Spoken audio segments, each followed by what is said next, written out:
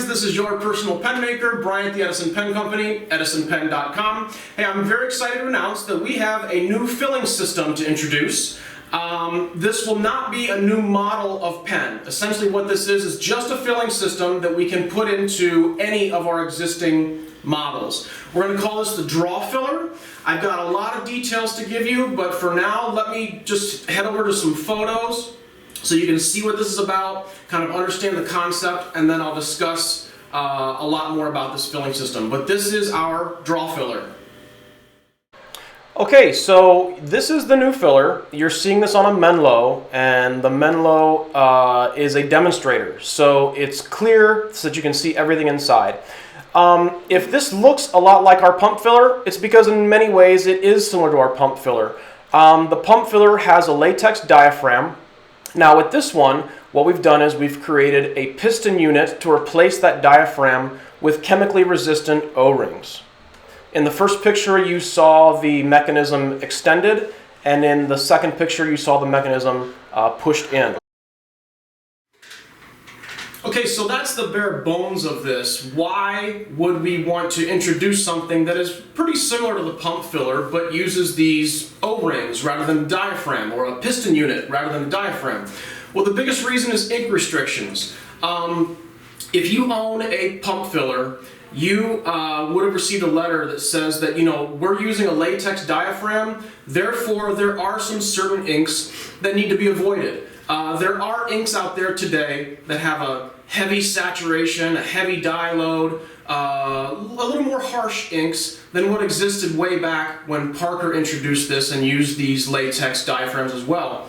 So everyone who owns a pump filler, you really have to avoid a few inks, not a heck of a lot. There's only a few out there that really can be detrimental to this pen, or to the pump filler I should say.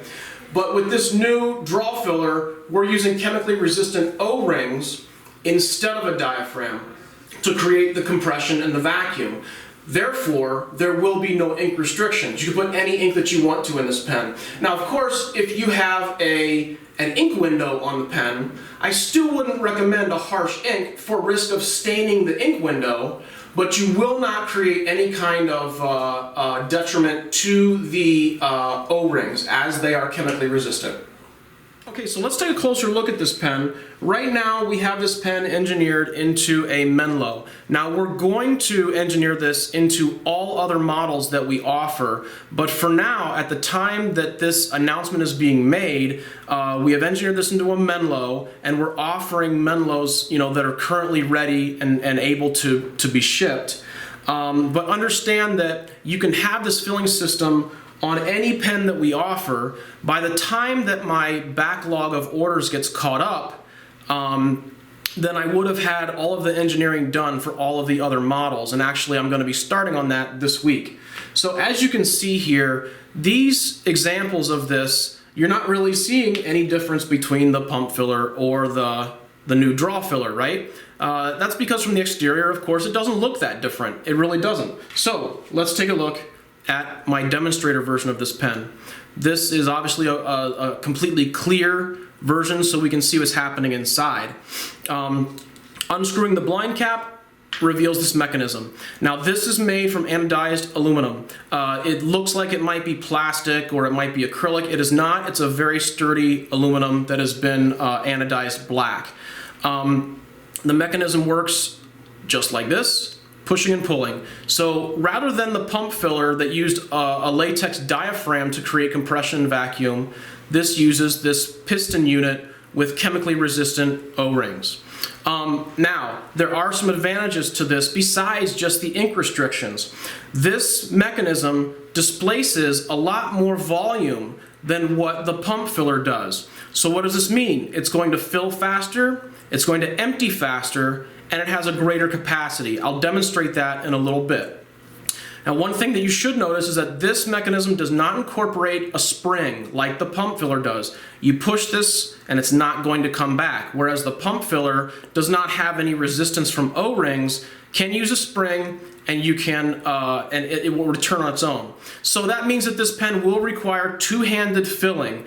But there's plenty of filling systems out there that require two hands. I've not found this to be any kind of an inconvenience. I have some beta testers of these pens out in the field. No one has told me that it's an inconvenience of any way. And quite honestly, whenever I fill my pump filler, I'm using two hands anyways because I don't want to make a mess. I don't trust myself to do this with one hand and accurately fill the pen without, maybe possibly spilling some ink. So I don't see that as a major disadvantage. So let's discuss some of the more differences between this and the pump filler. Okay, so now the obvious question is this an improvement over our pump filler? Well, I'm going to leave that decision up to all of you, and I'll just simply present the information and the facts that you can decide. The advantages to the pump filler is going to be one-handed operation. Does that mean much? It could to some people. It doesn't mean a lot to me. I'm using two hands with my pump fillers anyways. It is a very nice throwback to vintage pens. Obviously the pump filler is modeled after the Vacuumatic. I feel that I've made improvements upon the Vacuumatic compared to what Parker did decades ago. But if you love vintage pens and vintage filling systems and you would like to have this incorporated into a new pen, that's exactly what the pump filler is intended for the most part. So now the downside is you need to avoid certain inks. So there's not a lot, however. There's a heck of a lot more inks out there that are perfectly safe and work very well with our pump filler, and you don't need to worry about. There's only a few out there that cause problems, but it's enough for me to consider a way of engineering a solution to that. Over the years, we've been selling this pump filler for 3-4 years now. I've never really had anyone tell me it was a major inconvenience because I need to avoid this one ink and I need to stay with these certain ones, or I need to check with Brian to see if this ink is okay. I've never received really a lot of issues in those regards, so I don't think that's a tremendous deal. And is one or the other more reliable? Time may tell on that. I can tell you, of course, that the pump filler being inspired by the Vacuumatic, Parker used that for decades and decades and decades, and it's one of the most sought after vintage filling systems. So obviously it works very well for them. It still works very well for me. Is there a downside to it? As it exists, I would say it's the ink restrictions. So let's discuss the draw filler. The advantages are pretty easy to just spell out. There's no ink restrictions. It's a larger ink capacity. Now, does that mean a lot? I mean, 1.7 milliliters is what our pump filler holds. 2.0 is what our draw filler holds. 1.7 is already huge. Is it really that big of a difference going to 2.0? For me personally, no. But for people that want the additional ink capacity, it's there. As a result of the mechanism creating more compression and vacuum, displacing more volume, it fills faster. Now the downside is, if this is a downside for you, two-handed operation. Is that really a problem for you? That's for you to decide. Some people really like to fill their pump filler with one hand, and that's where you need to consider this. For me personally, I've had a pump filler on my desk for years. I probably had this on my desk for, I'm going to say, I don't know, 6 or 7 years when I first hatched this idea. My draw filler has been on my desk for about 9 months. I hatched this idea about a year ago. And the answer for me is, I like both. I want both. So, as far as my personal opinion, they're both great. They both have their places. But since the mechanism is similar to the pump filler, I think that making a comparison and discussing the advantages and disadvantages of each is pretty important. Okay, so how does this system work? I've taken some just ink that I've diluted in some water for the purpose of demonstrating here, and this is my demonstrator. Let's go ahead and fill this thing. I kind of, for the sake of the camera angle, I have to get my hand in kind of an awkward position, but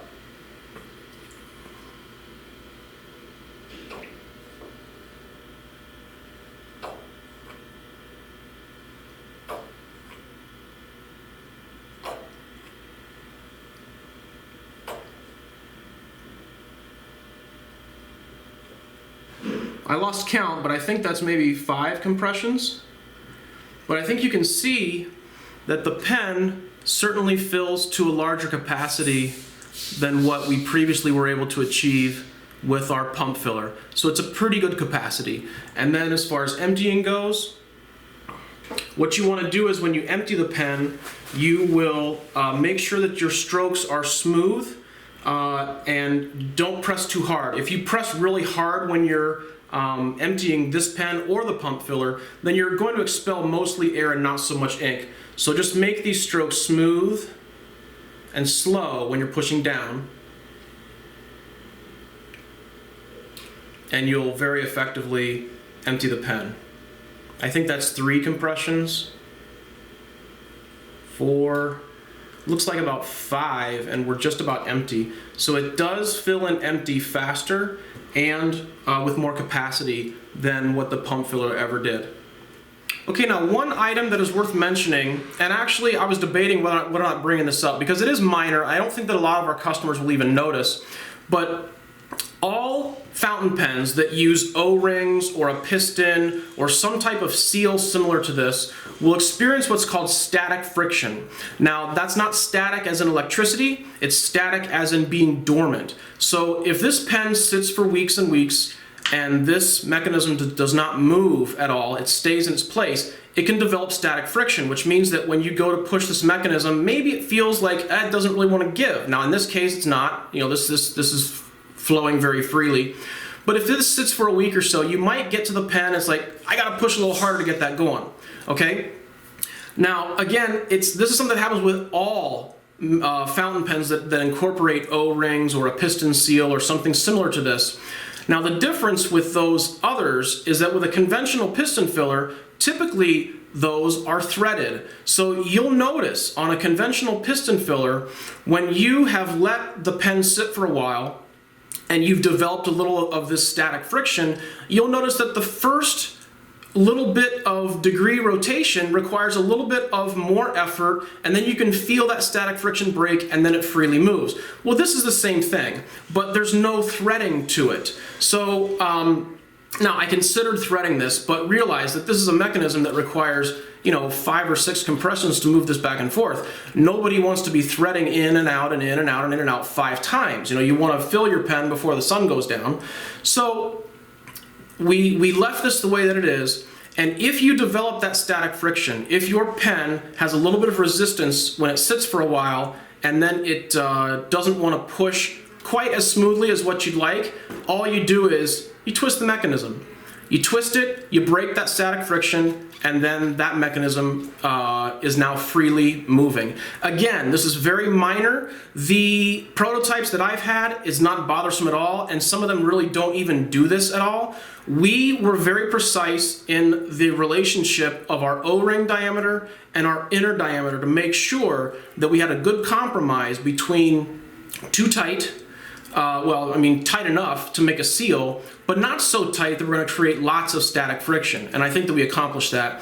I mentioned earlier that I have some beta testers out in the field that have been out for a while. No one's told me that, hey, that static friction is really an inconvenience, even if they noticed it. But if you do notice that, give it a twist before you push, and then you'll have that static friction broken. So, last points will be price. We now offer 4 more exotic filling systems beyond a converter filler. The bulb filler, the pneumatic filler, the pump filler, and now the draw filler. This draw filler will have the exact same pricing structure as all the others. What it does is it adds $100 to what would have normally been a converter filling pen. So in the case of the Menlo, it'll be $350 with a steel nib or $450 with an 18-karat nib. That's really everything that I have. If anybody has any questions, I'm sure that they will be out there. Put them in the comment section of wherever you're reading this, or email me directly, brian@edisonpen.com. But let us know your thoughts. That is our draw filler.